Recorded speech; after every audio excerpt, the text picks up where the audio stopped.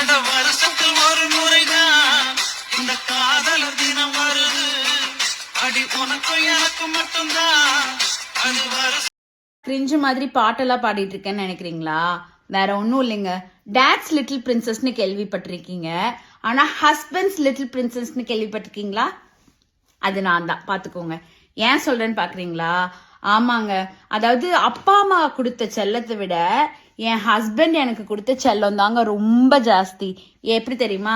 நான் லீவ் டைம்ல 11 மணிக்கு தான் எந்திரிப்பேன். ஓகேங்களா?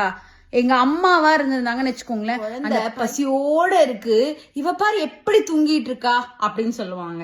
இதுவே மாமியார் வீட்டுல, பா மணி 11ஆவது இப்பதான் எந்திரிச்சு வராங்க, இந்த காலத்து பிள்ளைங்களே இப்படிதான் அப்படின்னு சொல்லுவாங்க. ஆனா என் ஹஸ்பண்ட் என்ன தெரியுமா பண்ணுவாரு? காலையில ஏஞ்சி அவரும் காஃபி போட்டு குடிச்சிட்டு என் குழந்தைக்கும் சாக்கோஸ் போட்டு கொடுத்துருவாரு. ஓகேங்களா?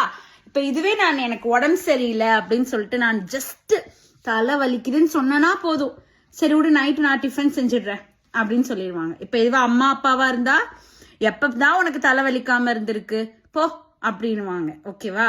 இப்ப நான் மத்தியானத்துல சம்டைம்ஸ் தூங்குவேன், அதாவது பவர் நேப்னு சொல்லிட்டு தூங்குவேன். ஓகேங்களா? அப்ப கூட என் பையனை டிஸ்டர்பே பண்ண விட மாட்டாரு.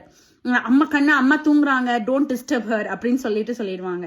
அதெல்லாம் பார்க்கும்போது சே, டேட்ஸ் லிட்டில் பிரின்சஸா எவன்டா கண்டுபிடிச்சான் அப்படின்ற மாதிரி இருக்கும். நான் இருக்கிறது என்ன ஹஸ்பண்ட்ஸ் லிட்டில் பிரின்சஸ், அதுக்கும் மேலடா அப்படின்னு சொல்லிட்டு நான் கெத்தா சுத்திட்டு இருக்கேன். வேலண்டைன்ஸ் டே எல்லாருமே செலிப்ரேட் பண்ணிட்டு இருக்காங்க. பட் எனக்கு எல்லா நாளுமே வேலண்டைன்ஸ் டே தான். ஹாப்பி வேலண்டைன்ஸ் டே. இந்த முஞ்சி தாங்க அது. பை. நீங்க ஹஸ்பண்ட்ஸ் லிட்டில் பிரின்சஸா இல்ல டேட்ஸ் லிட்டில் பிரின்சஸா? கமெண்ட்ல சொல்லுங்க.